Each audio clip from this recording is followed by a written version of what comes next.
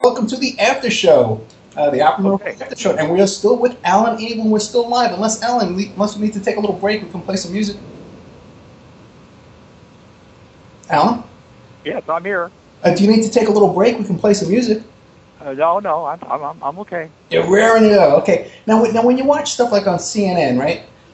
Do you Yes. think it's possible that any of that stuff is staged the way you staged that thing you did with the soldiers? Oh yeah, I think a lot of stuff is. I think nowadays it's kind of like Jerry Springer and people of that ilk. If that's the proper word.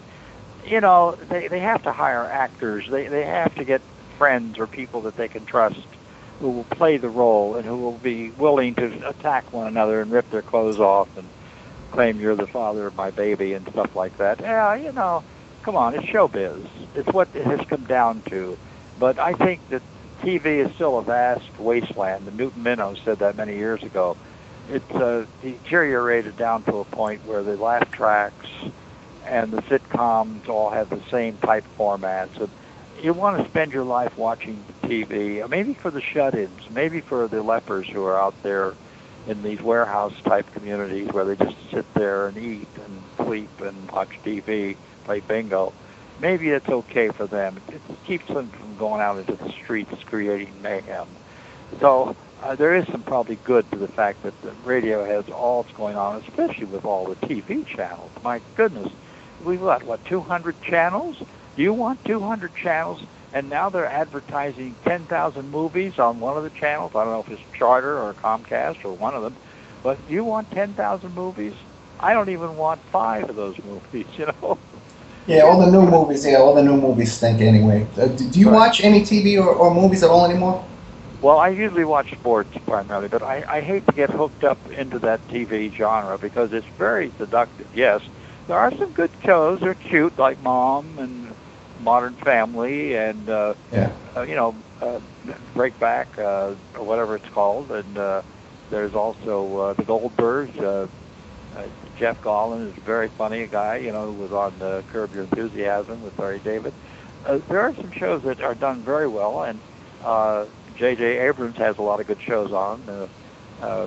Person of Interest, it always has a good script going for it usually, as does Seinfeld is always good, of course. I mean, that show is a gem. It keeps running over and over and over again. Even the reruns are funny to see them and how clever they were. And, of course, that was Larry David involved with Jerry Seinfeld.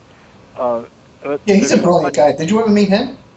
I have, briefly, as I did with Robin Williams once up in Canada. We were both going up to Canada at the same show, and we were separated for a while, but we had a conversation on the plane for the hour trip, and he was talking nonstop, and we got off the plane. I said, nice talking to you, and I didn't talk to him. He did all the talking.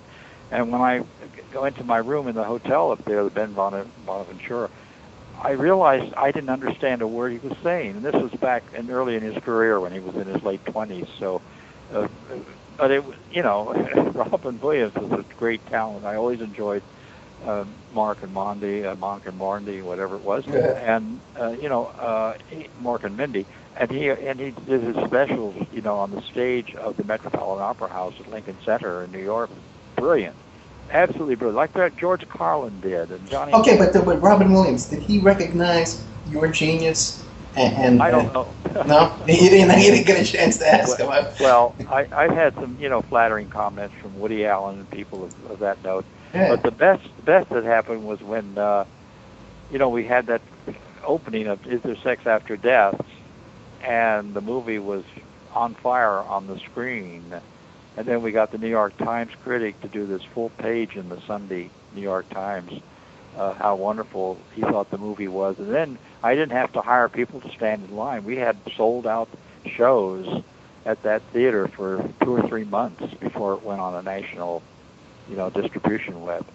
So it's great when you see things happening, but it's serendipity. It's like meeting Max Sackline. Max Hackheim had never ridden the subway in 50 years of business in New York with an ad agency that he owned and ran, and with all his money from, the Book of the Month Club.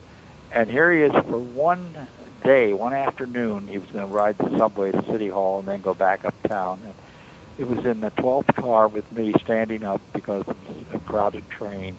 And why was fate determining that this man would, for 20 years, be my financial backer because we had that chance meeting?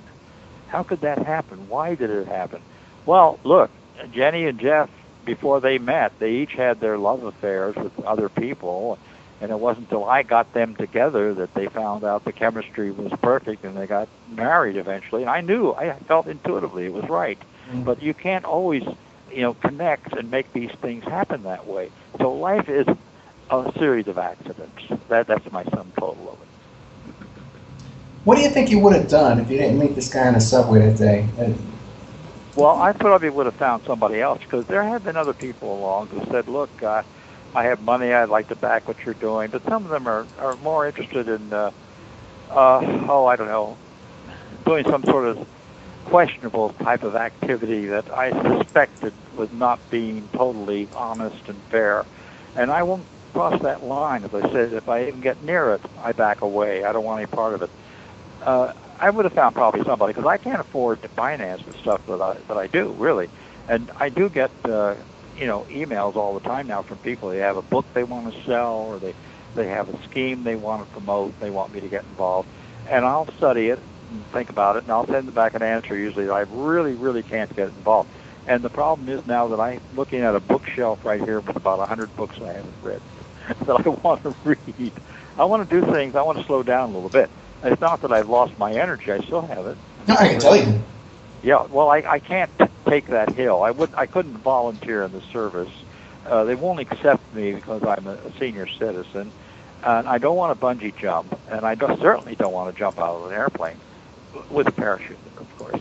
I don't want to do those activities. And if I go back into the service, if they let me and they said take that hill, I would say no. I don't want to take that hill. You take it, And that's why they want young soldiers, men and women who are trained and programmed. Just go and do it, for heaven's sake. Don't question it, It's an interesting life, and I have so many adventures and so much going on that I can remember and recite. And I look through my boxes of memorabilia, and if there is somebody out there who would like to donate 160 boxes of memorabilia going all the way back to Orson Welles, when I had one little experience with him in Texarkana, Texas, and other documentation with Cary Grants and correspondence, with the Woody Allens and people that I put on when I did an advertising lecture out in Pittsburgh for 500 members of the ad council out there, and they were taking notes furiously because it was a kind of a put-on, and I was suggesting bald-headed advertising where we had 2,000 men with bald heads in Denver who would carry your message like Hertz, Pepsi, Coke on their foreheads. And the string quartet that could also put a message on stage on their foreheads. They're all bald-headed, so it was called bald-headed advertising. And Hertz wanted to do that with these 2,000 bald men. They kept corresponding with me through their agency. How much can we hire you for those 2,000 men to carry the message for a month in Denver? Because they sit at bus stops and they're mobile billboards, and they're all bald, and it would be great publicity. And well, I couldn't tell them. I don't like to break the spell and say, look, it's a joke. There's no bald men. I don't even know two people who are bald in Denver. So I had to drop it. And it was the same with a paper doll that wets. I somehow had got that on the news, that I had invented a paper doll that wets as a self-liquidating giveaway for promotion. And there was one company, I think it was an underwear company, that wanted to use that paper doll to give away. They wanted 100,000 paper dolls that wet. And I told them, I wanted to correspond with them because I thought maybe they were putting me on. They weren't. No, the ad man from Doyle, Dane, and Birnbach, I was the ad agency, he said, no, we want to buy 100,000 of your paper dolls that wet, and we'll give you $1 for each one. At that time, back in the 70s, it's a lot of money. It's not a lot of money today. And I couldn't explain to him, there are no paper dolls, there's nothing. It's just an idea, a concept. And finally, I said, well, they're being made in Taiwan. He says, well, how soon can you get them over here to this country? And then I finally had to send him a letter and say the ship sank. We had them before, but the boat sank, so we don't have them. And so we have to scrap the whole situation. And that's the end of it. But I've got about at least 20 letters back and forth, and I went on to great lengths to tell him how great it would be to use these paper dolls that wet, and then also Macy's was interested in Jock the Jumper. He's a guy who stands on the roof, or would stand on the roof of Macy's and threaten to jump because everybody likes to watch a suicide. And he doesn't jump because that's his profession. But what they do, they buy up all these cheap binoculars made in Japan and China, and then they have people going through the thousands watching, waiting for the suicide, and they sell these binoculars to the people down below. Well, they liked the idea. They wanted to buy as many binoculars as we could come up with, and also Jock the Jumper, who wanted $5,000 to pretend to jump. But we didn't have Jock the Jumper. We didn't have binoculars.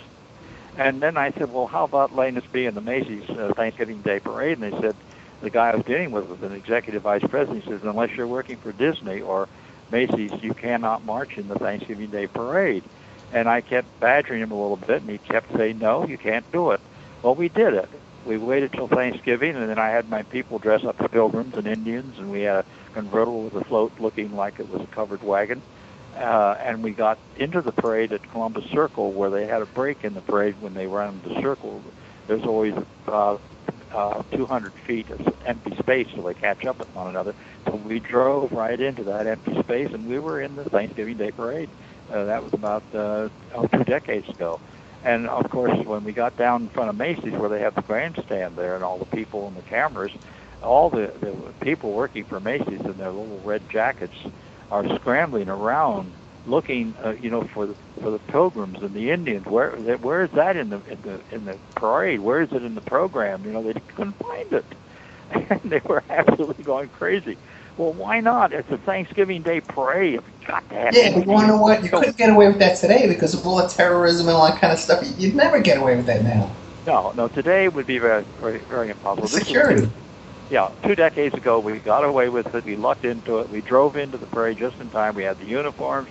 We had the people. We had everything working, actually. And it went off like a charm. But not every time does it work that way, but it's gratifying when it does work. Oh, wait a second. Give me a couple that fell apart. Pardon? Tell me about a couple of hoaxes you tried to pull off that fell apart before they even got started. Oh, okay. Well, actually, I guess the Loch Ness Monster, we couldn't do that one because our backer died. He passed away. We didn't have the money to fulfill it. And also, with Landing a Martian, Bill Witt, the young man who was playing the role, was a perfect candidate. He had no fillings in his teeth. He had no surgical scars. He was not circumcised. He would agree to be naked and stand there glowing in the dark because we painted him phosphorescent.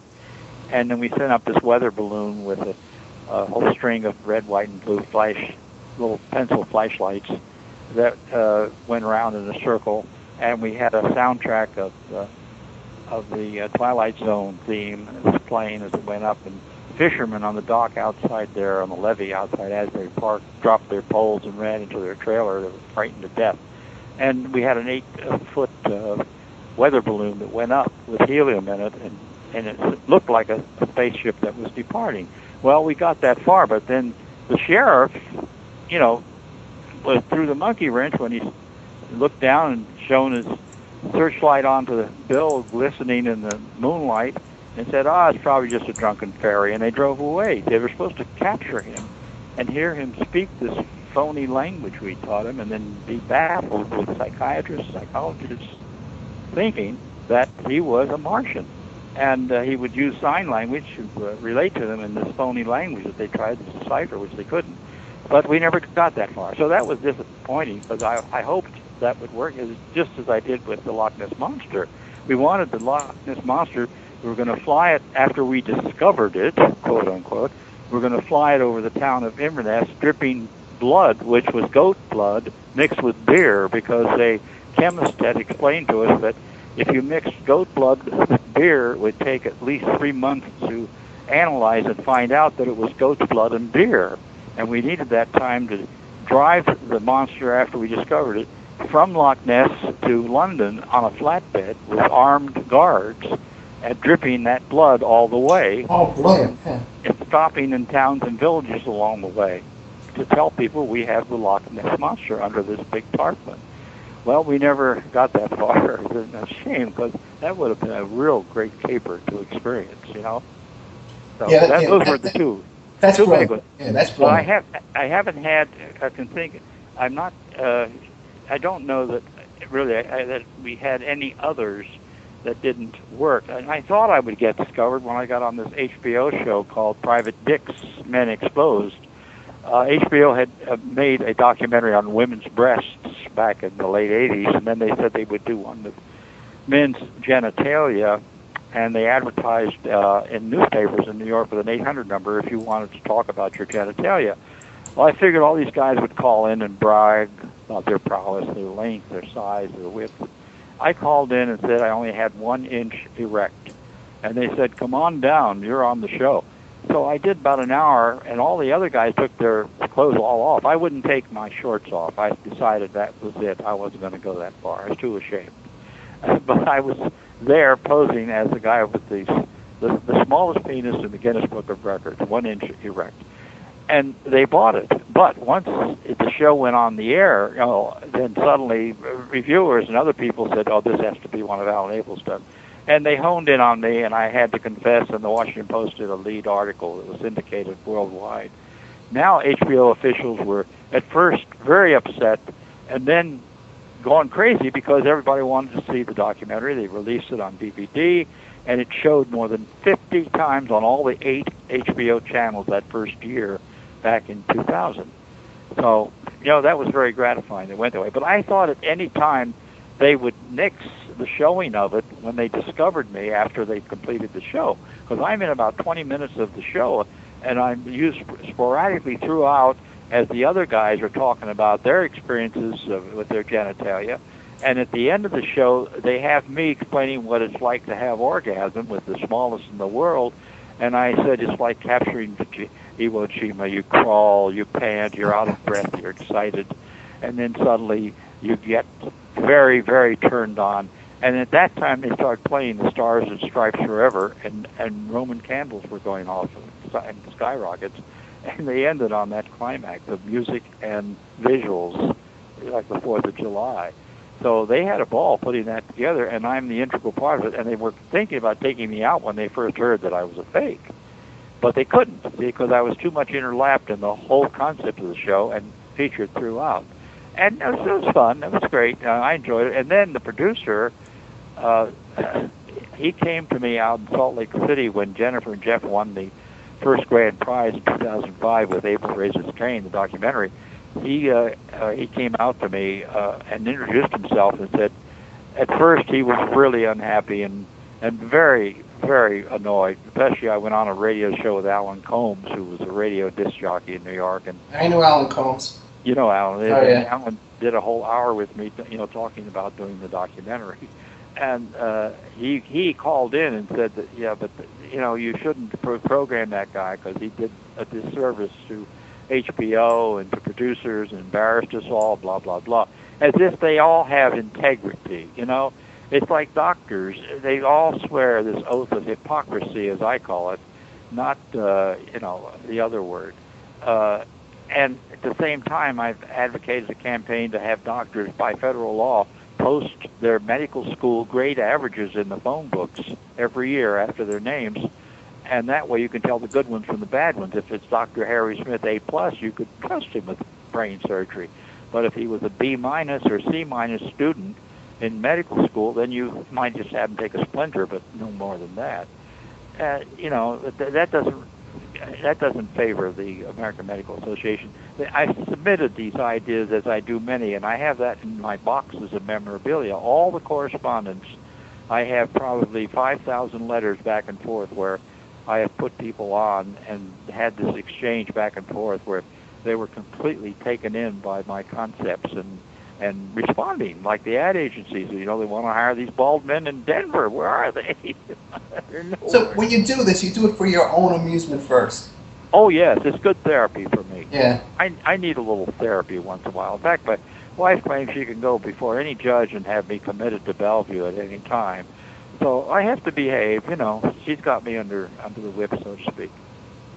Hey, but so I'm kind. Real quick, now, what was your experience with Orson Welles? Well, with Orson Welles, at that time, I was working with the orchestra Lud Gluskin, and he was Orson Welles' conductor, and we were at Texarkana on a Norman Corwin original script about World War II, and it was live, and it was an hour on the full NBC radio network. It wasn't television back in the late 40s, and he was there with Joan Crawford sitting on the stool with his wife, and those great legs that she was showing. And Orson was directing the orchestra, which we had about 60 members. It's a big orchestra. And we were playing the cue music. And Lud Gluskin had written the music and also was the conductors, rehearsed the orchestra. And Orson wanted to hear a German drum beat as he narrated a section of the script where soldiers in Germany were marching into France. And I played several German drum beats that I had remembered studying when I was a younger drummer, and he didn't like them. He said, no. And so then I tried a French drum we called The Downfall of Paris, but it was a French drum beat, and he loved it. He said, that's the German drum beat I want to hear. And he says, you play that when we go on the air, and don't forget it, or I'll scratch your eyes out. And then everybody laughed in the orchestra, but I don't know. I got to look at Orson Welles, and I don't know if he was AC/DC or what his particular style was, but he gave me that comment, and I stayed with it, and it worked fine. But that was my experience with Orson Welles. Not very much, a little anecdote, but it's something. You know, it's like my first acting job in New York was Lover's Leap on the NBC, a weekly show. And there's a young actress, very attractive. Her name was Grace Kelly, and this was before she became famous, of course. But here I was playing opposite Grace Kelly in this half-hour Lover's Leap in the mountains of the Catskills where the summer camp was. And I had my lines, and I was the band leader, so I had the band as well. And, you know, I just saw this lovely young lady from Philadelphia, but that's as far as it went. But I can always brag, well, I played with Grace Kelly. So, then you can always make up the rest there, right? No one's going to hold it against you. Yeah. You're a famous hoaxer. Well, when you look up Lover's Leap, NBC in the early 50s, you'll find that they have the cast alphabetically, and they got my name first, you know, as alphabetically first, and there's Grace Kelly in the cast too. So alphabetically, of course. Okay, now wait a second. Now, what I saw also too in the documentary, how you would also, how they would do those point counterpoints and just give you a, well, what do they call that on the news at night when people call in and just debate a point, and they would let the average people, yeah. When they have editorials, you can do rebuttal them. You can be the rebuttal, and I've done that on many editorials on both CBS and NBC. You know, whenever they've had a cause like they were trying to get rid of pay toilets, and I take the opposite position and say, no, we need pay toilets because we have a lot of people out there, particularly gay people, who want to perform with each other, and they deserve to have a sanctuary in private. It's only 25 cents or whatever to get in behind that closed door of the pay toilet. And, you know, in those days we had pay toilets, we had pay phones, and back in the 50s, but we don't have any of that anymore. In fact, at one college in Wisconsin, they took all the doors off of the locker toilets in the field house because they wanted to prevent any kind of homosexual activity going on in their college, at least in the locker room. No, where did you do that? On local news in New York City? No, that was back, well, with the editorials, yes. I did on camera many appearances. That particular one I did, I think it was either CBS or NBC. And I took whatever the opposite position was and made up, like debate. When I studied with, Bill Saxby in college, we would debate hypothetical situations, and I learned to practice that way with my debating skills.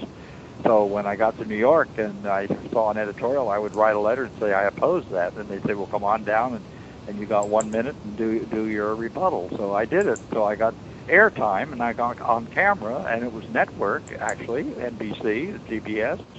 And my mother got to see it, and actually was complaining because I didn't do the Carson show, and she wanted me on there, and she was in a hospital in Columbus with cancer, unfortunately, and this was 1967, around that period, and she said, why don't you get on the Carson show? And I said, well, you just don't get on it that easily. And I had auditioned once for it, and Rudy Tejas was the producer at that time. And when I called and said, my mother's in the hospital and she'd love to see me on the show, he said, well, Alan, we've got 5,000 people in the file who've auditioned, and we just don't have the space for anybody. We're booked up for the next 3 months. So I managed to get on the show in a couple of weeks by going to a calligrapher and a friend of mine who worked at the Waldorf Towers, a very exclusive hotel in New York where you can get a cheap suite for about $2,500 a night, and they have embossed gold stationery. And this friend of mine on the desk at night gave me some stationery, and I had a calligrapher write a love note to Rudy Tejas, say, hey, Rudy, I'm only in the city for a night or two at the Waldorf Towers, and I have to go back to London, but yeah, I heard this guy, Alan Abel, at a private party entertain. I don't know why he hasn't done your show yet. I'll see you and call you when I get back. Love, Linda. But no return address, nothing, just that beautiful stationery and the great handwriting by a calligrapher. Well, 3 days later, I got the call from Rudy. Can you come down and do the show tomorrow night? Because Jack Benny can't make it. You know, he can't come in from the coast on the train, because I don't think he'd like to fly. And yes, let me check my schedule. Yes, I'm available for tomorrow. Yeah, right. I did the show, and I got along great with Carson, and then got invited back a couple of weeks later for another appearance. So, you know, there again, sleight of hand, imagination. When I had the idea for a percussion ensemble once, 6 guys playing xylophone, marimba, chimes, bells, drums, and I submitted the audition tape to all the record companies, and they all turned it down. And this is, again, back in the early 70s. So I figured, well, I'll send them on tour, or pretend to, because the guys, had 6 of them, were all professional drummers, and they were busy working Broadway shows or in recording. And they couldn't go out on tour, but I sent the group on tour and pretended to. And every week I'd send a glowing review of what their concert was at a particular college or venue out in the Midwest and Northwest and so on. I sent it to each of the record companies, and within about 3 weeks, I had a call from George Avakian, who, was the guy who discovered Bob Dylan, first playing a guitar out in San Francisco at a coffee house. And he was, I believe it was RCA Victor, and he said, we want to sign that first percussion sextet. What's your next college date? And we'll record you on campus. Oh, my God. I had a friend, unfortunately, teaching music at West Virginia University in Morgantown, and he agreed to arrange for the campus to hold the concert and the recording date with RCA Victor. So we got 2 albums that we made with the guys who flew down and drove down from New York. And, the first percussion sextet had 2 albums on RCA Victor, played on radio and television. And sure enough, Ed Sullivan called. He heard it when he was driving up in the country. And we did the Ed Sullivan show and got great response from that, too, plus great reviews. And then you were on Ed Sullivan? And the Today Show. Yeah. You were on Ed Sullivan? Oh, yes. I've done Ed Sullivan. I didn't know that. And, I've been around everywhere. And they had my picture on Saturday Night Live when we had the people fainting on, on television. They did on the Weekend Update, right? Yeah, on Phil Donahue's show, they had a great big picture of me up there, and Seth Meyers, if he was doing Weekend Update, I think he was update rather. He said, I guess guy Alan Abel did this, did that, blah blah blah, and the audience was fainting when they had to hear about senior citizens who were coming out of the closet who were gay. All these gay lepers coming out of the closet, and it worked. It was fun. It was fine. But hey, we just got joined by Christian Wallace. He's a host on CJ Mars during the week on Wednesday nights at 6 p.m. A host of the show Information. He has a couple of questions for you. Okay. Okay. Hello, Alan. How are you? Great show. I'm really enjoying it. Christian, are you just saying that because it's true? That's right. Okay. I cannot tell a lie. I just oh boy, what big names, with Carson and Orson and also with Ed Sullivan. Did you ever do any comedy writing for anyone behind the scenes that we might? Oh yes. Well, I've done it. Yes, I used to work with Richard Belzer when I know him as a psychiatrist who worked with animals, and I would recommend roadkill for poor people, who couldn't afford to buy food. Uh, I had a recipe for meatloaf, which you actually use mice to make the meatloaf. Well, they're animals, and I had a lot. I did a lot of shows with, and I've done stand up myself too. The Comedy Store in Hollywood. When Orson Bean was out there working, somehow he made a connection out to a couple one night stands. And also in New York, back in the days of Cafe Society downtown, Cafe Society uptown, and Birdland, and I did a turn there as a stand-up, with other people who were also appearing on the bill. They had mostly musicians, actually. Art Tatum was playing piano there one night. This guy was great, blind pianist, greatest jazz piano player ever. Are there any? Yes. Are there any people that you might have rubbed shoulders with that, I don't know why, but for some reason Ed Asner just sort of jumped to my mind. Did you ever bump into him? Who is that? I think he was on the Mary Tyler Moore Show. He was the boss. I'm a little suffering from brain damage right now. Mentioned Somebody Ed helped Asner? No, the character that he played. Yeah, he was the president of the Screen Actors Guild there for a while too. Oh, and what was his name? Ed Asner. He was Lou Grant on Mary Tyler Moore Show. Oh, yes. Well, I mentioned his name because at an AFTRA convention in Seattle, back in the early 90s, it was so boring. I was a member of the board, New York board at that time, and we go out to Seattle, spend a whole week in caucus and meetings, and you fall asleep. And the last night they have this big dinner in the ballroom with 2,000 members of AFTRA all through the country. And so I borrowed a jacket from one of the bellhops with his insignia, and then I got onto the speaker's dais and told the chap who was in charge that I wanted to say a few words and thank everybody for not stealing the pillows and not flooding the toilets with their disposable, things that they're supposed to throw in the basket. And I did a kind of a 5-minute little turn there, and Ed Asner came up afterwards. He was laughing. He loved it, and that's the only contact I ever had with Ed Asner. So. What advice? Ed wrote a book about how to become a private detective, and I was just wondering, what advice would you have for people, to sort of break into showbiz, if at all, or kind of like. Well, I think you have to do something that's different. You have to. I have a friend, for example, who is a composer, conductor, a musician, a fantastic trombonist in Cleveland, Ohio. And he has played with all the bands there, the pit bands, the symphony, the jazz bands. And he's up in years a little bit, but he has written a Broadway show, a musical. And he's trying to get started with that. He wants a gimmick, he wants an idea. And so I'm kicking around ideas for someone like that to get his show. It's based upon humorous articles that were written by Louis Grizzard in Atlanta for the Atlanta Constitution, who was a humor columnist like Art Buchwald. But this guy, Grizzard, wrote for the Atlanta Constitution for 20 years, and then he passed away. So, the columns are all humorous. And now this chap, Dick Woolley, who is the musician, composer, conductor, and so on, he's written the musical, and he wants to get it off the ground. Well, he's in Cleveland, Ohio. It's that far from New York. Everybody wants to make it in the Big Apple. And you're not just going to get off the bus and walk into an audition. Who did that in Oklahoma? The gal that sang the lead there for a while. She gets off the bus. It happens to stop right by the stage door of the St. James Theater. And she walks in there auditioning for leading singers, and she goes up on stage and gets the job.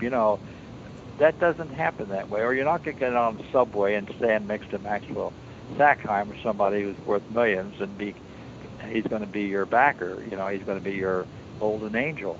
You have to somehow try different gimmicks and go against the grain and do something different to get attention. But don't, for heaven's sakes, climb up on the Empire State Building and jump off or change the flag on the Brooklyn Bridge. because you're going to get arrested for that, and you're not going to get what you want to get. But pretending to win the lottery is another gimmick as long as you don't try to collect the money. That's illegal. But there's no law against claiming that you won the 200 and 300 mil in Powerball or whatever the contest Mega Millions is. So there are ways, that you can, shall we say, create a gimmick or some situation or some campaign that will get people flocking to you. Banning breastfeeding, which I did 200 interviews. Well, I wasn't selling anything. I was really just kind of having fun and making comment on the fact that my cousin is breastfeeding her baby in a fashionable restaurant in Columbus, Ohio, in broad daylight, and nobody seems to be bothered. But in Alabama, they are. They won't even let you do it in the restaurant. So I like to call attention to that, or the fact that organs are not, available readily when people need a lung or a kidney, because there aren't enough citizens willing to give one of their organs, which you can do safely with a piece of liver, pardon the expression, or one of your kidneys, or one of your lungs, Alan, Yeah. Do you have any hoaxes that you're working on that you need volunteers? I missed the question, I'm sorry. Yeah, are there any hoaxes that you're working on that you have in the back burner that you need volunteers to help out and be on your team? Well, yes and no. I say it that way because I would like to promote this idea of weighing in on April 15th and paying taxes based on your body weight, $5 a pound. And I think that's a good idea to pay for something you like yourself instead of your income. And most people don't really pay a fair share of their income, particularly maitre d's and taxi drivers and waiters and waitresses, and particularly bartenders. It's all under the counter, under the table. But if we all just came out in the open and said, okay, we're going to pay by the body weight, I'd like to be able to get Congress involved in something like that.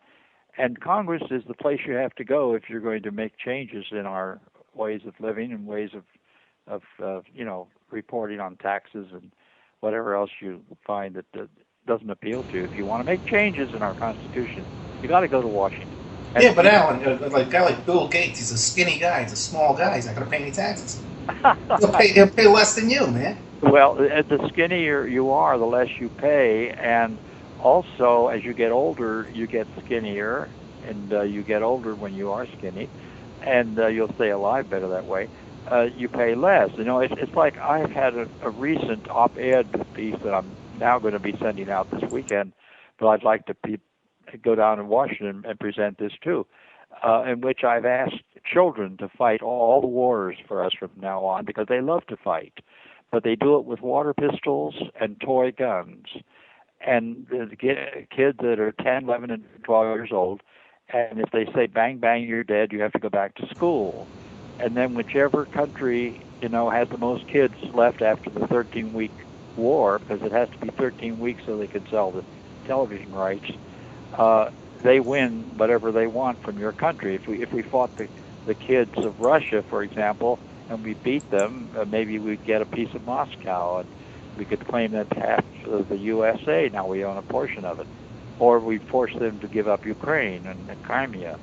Or if we had to give up, if we lost, we'd have to give up Montana and maybe Wyoming. Well, we could afford to lose a couple of states like that. What is there in Montana, Wyoming that you can remember that's worthwhile? I can't think of anything. And, we can lose one of the Dakotas.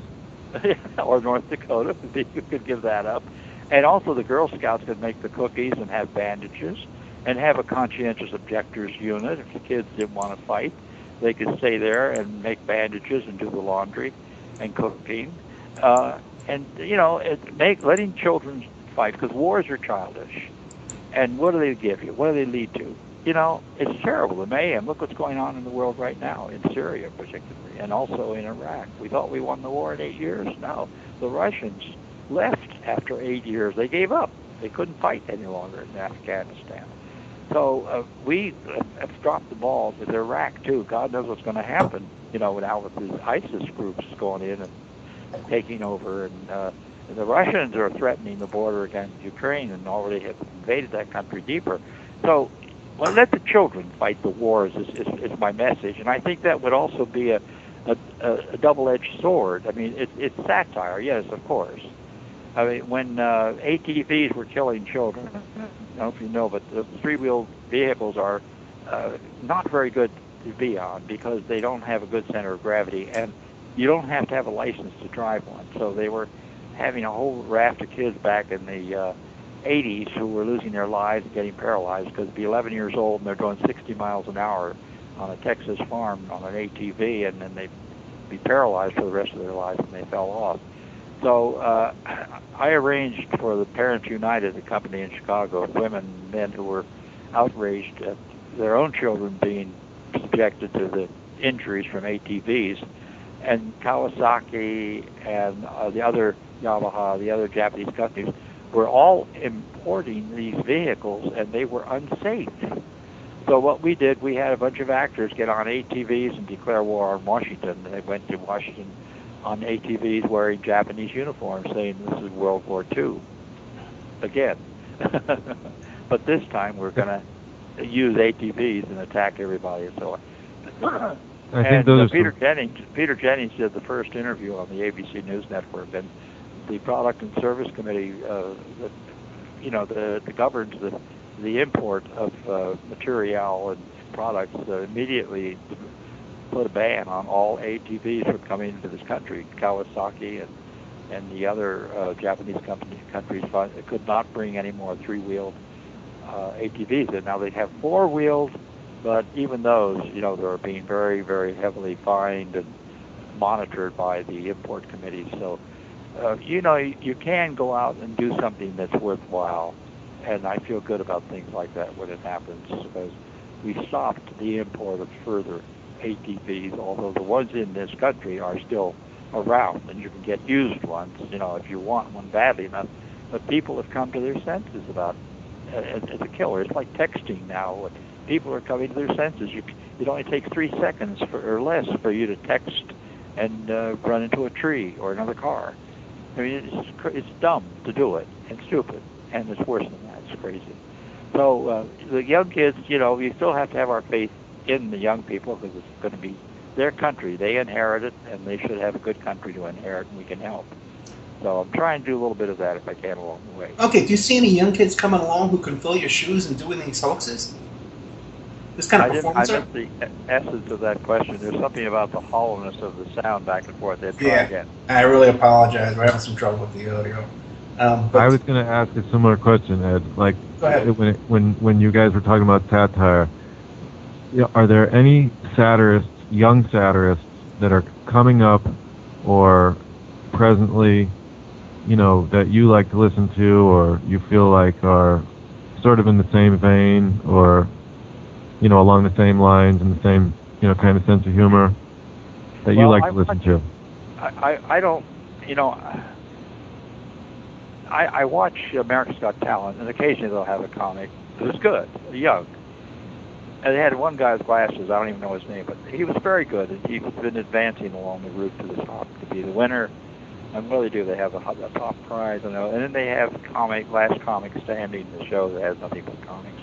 There are lots of young guys who have good ideas, and they're clever, and they're learning from the pros. You can get all of George Carlin's DVDs, for heaven's sake. You can study with that master. And Johnny Carson, I meant to say Johnny Winters, because Johnny Carson did his opening monologue on the show, and that was about it.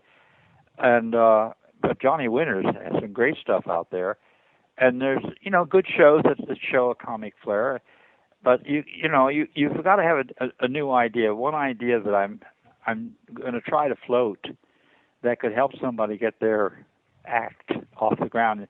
It's called Naked Basketball, and it's all former players of the National Basketball Association who play in the nude, and they run up and down the floor, and there's a referee, and there's 2 teams, 5 on each team, and it's a half-hour show every week. And it's cheaper than Chippendales. The ladies will love it.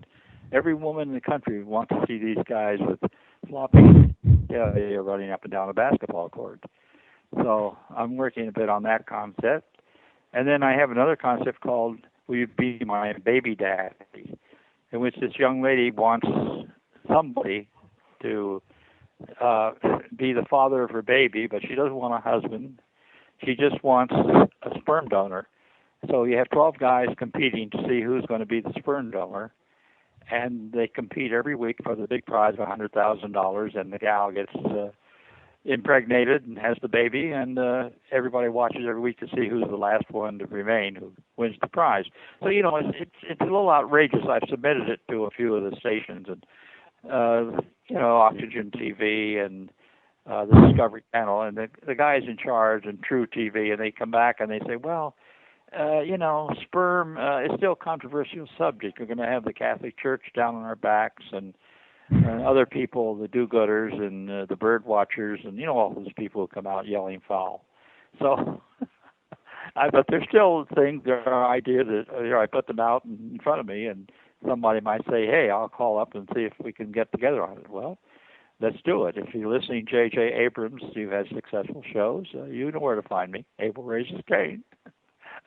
And I'm usually available. You'll use one too many lens flares. Yes. Okay.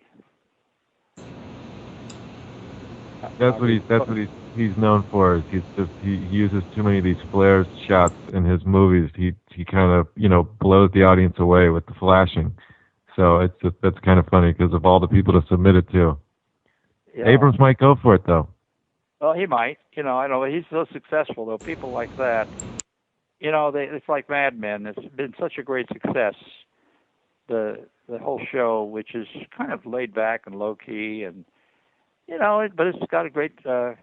Breaking Bad is what people love. They go for that.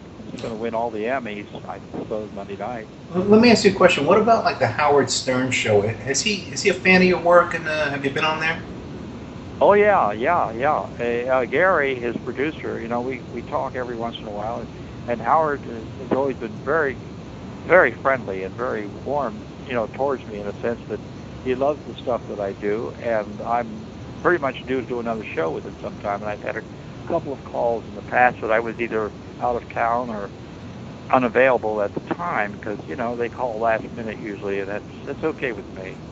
If I'm available, I'd love to do another show like that, because he's a very good spokesman. You see him on America's Got Talent. He does very well. He's critiquing the acts. He's a talented guy, you know, and he's also got a powerful audience. They love him. Oh yeah, and he can also recognize that genius, you know. Yeah. He's done. Oh, the guy is great what he does, and he's had all this experience. For Christ's sake, all his life he's been doing radio, and he's very good at what he does. Now he's got TV with America's Got Talent, and he's a winner, you know, and he's proved it. And it certainly doesn't need money. He probably has all of that. Yeah. You know, so he doesn't have to do it for money, and he doesn't have to. He doesn't owe anybody, so to speak, and he does what he feels comes from the heart, and it's very discernible. You can see the guy speaking and knows what he's talking about.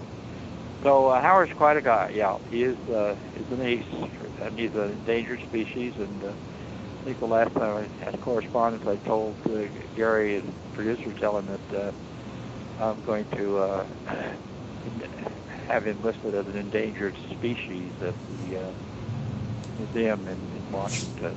So he's probably looking forward to getting one of those rewards shows like the Mark Twain, you know, award they have every year, and they have the leading performers in the entertainment field be decorated and applauded when they reach a certain age and a certain ability, like Steve Martin did not too long ago. So everybody gets to a certain point where you've done it and been there. And that's why, you know, it's easy to say, well, I've done that, I've been there, and I don't want to do it anymore. I used to be gung-ho. I wanted to be I wanted to be a fighter pilot way back World War II, if you remember that war. And I took a test at a Link trainer to find out whether I could fly an airplane. And when I landed, I was 400 feet underground. Oh, wow. I failed the test, so I never got to fly a P-51, and, you know, I felt bad about that. But I was young and foolish at the time, right?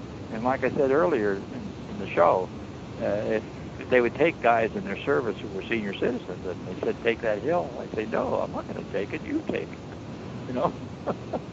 Jump out of the plane, it's time to jump. Oh, no, I'm not going to jump out of this plane, you jump. What about this bit you just did with Jenny McCarthy? Oh my goodness, you had to bring that up, Ed. You've Yeah, done I your did. research. Well, Jenny McCarthy had this ad where she was posing with her panties down to her ankles on a toilet, and it was for, I don't even know what the product was, but it was for something involving clothing line, I think. And I thought that was so ludicrous to see somebody, a young lady who was, kind of, shall we say, proper in her upbringing and her performances, and now she's sitting on a toilet with her panties down to her ankles, and she's promoting some product in this ad. So I thought, well, what about getting a pint of pee from Jenny McCarthy and selling that? I mean, I'll have 5,000 bottles of it in a warehouse in Mexico, and I'll put out a circular that we're going to start selling it, by direct mail. And they do a lot of these products that are very questionable. Well, as soon as I put the flyer out there, the lawyers started calling me. They were outraged or threatening lawsuits. They said, cease and desist. How dare you do this? And blah, blah, blah. And they kept doing that for a few weeks until I finally called the lawyer and said, look, come on, get with it, will you? It's a joke.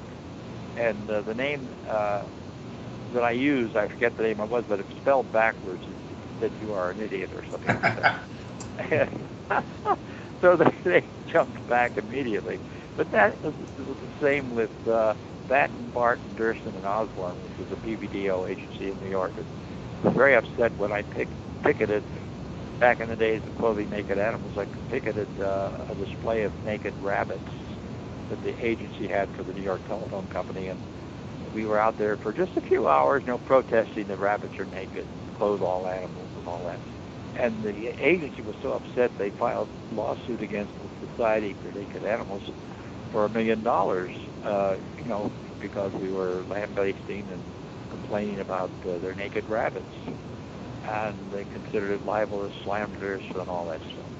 But I went up to our main office on Madison Avenue and met with the chairman of the board for the Society for Naked Animals, S.I.N.A., and said, look, I don't want to get into this and pursue it, but it's not real. It's a joke. And he looked at me and said, well, are you crazy?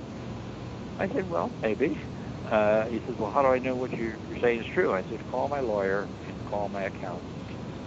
And you can do that. And so he did. He called Al Gottesman, the lawyer at the time, who represented the Muppets for about 20 years, or I think he's retired now.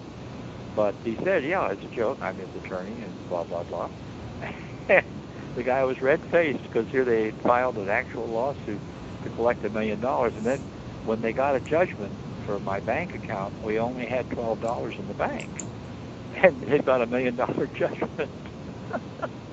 And I told him, I said, you're going to look awfully foolish when this comes out in a story of some kind. Well, no, let's not go there. I was still laughing at somebody who's so red-faced, when we're finding out it's a big joke and that there's no money in the bank. Only $12. Back in those days, no one else was doing this. No one would think it would be a joke. That's right. Oh, God. Well, again, laughter is still the only tranquilizer without side effects. And people should laugh more. And I'm still laughing at all the indignities and all the ironies that have transpired over the years of my life. And, I'm still going forward. I still have ideas and things that I want to promote.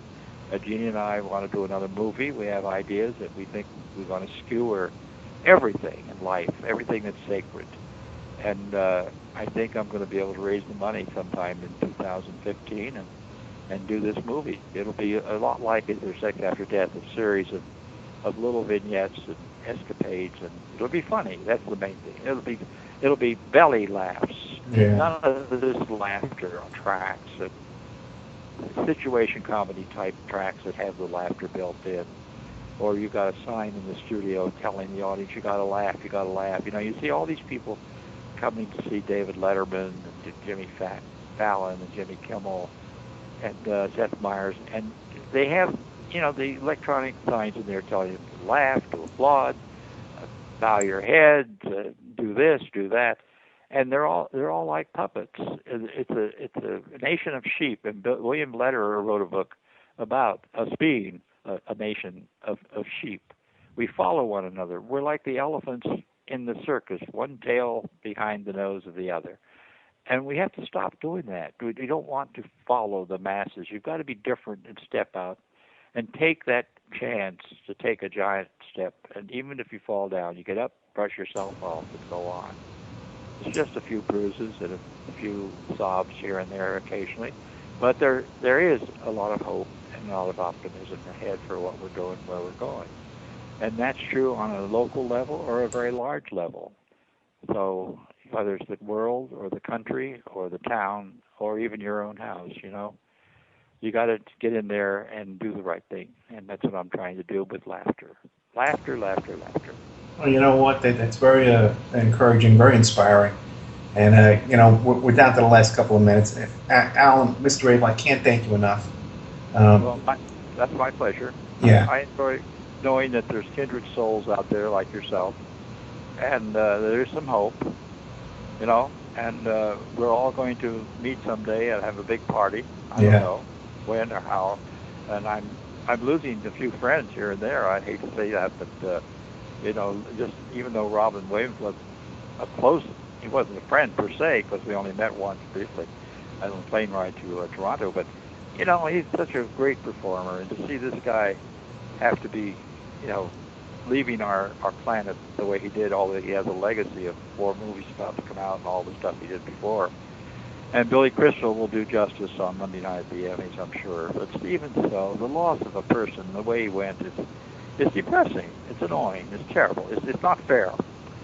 And all that stuff. So I feel sad, about the guy leaving. And having said that, we, the survivors, have to... I Will Survive, if you like that song. It's a great song, and we keep going on. We keep living and doing what we have to do best and enjoy it. But have fun, and I think those 3 words will be on my tombstone someday. I had fun. That's it. Nothing else. Thank you, Alan Abel. His website is called Abel Raises Cain. You can get all his books on there. You can find his documentary, which is a fascinating documentary. That his daughter made for him to honor this man as this genius that we can all see is real genius. And you really did. I want to thank you because, like I said, I watched your documentary 5 years ago, and now here I have the honor of meeting you and talking to you for 3 hours. You stayed longer than you had to. I cannot thank you enough. If you have anything you want to promote, you call me up and I'll put you right on. Okay? Don't forget the Brinks truck. No, thank you, Mister. Thank you, Alan Abel. Can't thank you enough. So next week we're gonna have Bobby Seale and Ward Churchill and all these other guys with some slightly more serious topics. But we don't always get to have a genius like the great Alan Abel. Thank you. Ed, there's nothing I wouldn't do for you, and nothing you wouldn't do for me, and we'll go through life doing nothing for each other. I love you, man. I love you. All right, everybody. Good night. We'll see you next week. FreedomSlips.com, CJMarsRadio.com, and HazyRadio.com at 5 p.m. Pacific Standard Time. The Opperman Report. Good night. Bye-bye. Good night.